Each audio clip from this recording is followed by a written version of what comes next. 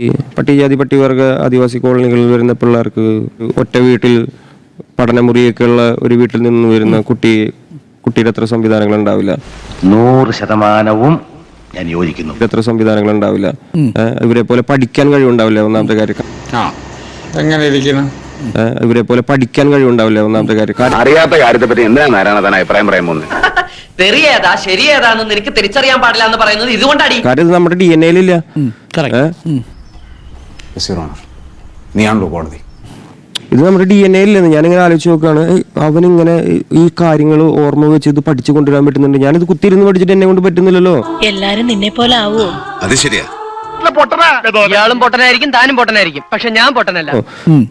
എന്ന് ആലോചിക്കുമ്പോൾ ഞാൻ എന്നിട്ട് അതിനെ കുറിച്ച് നമ്മൾ വേറെ ഇൻഡിപെൻഡന്റ് ആയിട്ട് പഠനങ്ങൾ നടത്തുമ്പോഴാണ് നമുക്ക് മനസ്സിലാവുന്നത് ഇതെന്റെ DNA യിലേ ഇല്ല. നിനക്ക് പറ്റൂലേ കളഞ്ഞിട്ട് പോടേ. കുറെ സമയമായിട്ട് കളിയാക്കണ്. ആൾക്ക് തീരെ വിദ്യാഭ്യാസം വിവരമൊന്നും ഇല്ലേ? വിഡ്ഢിത്തിരെ പറയും.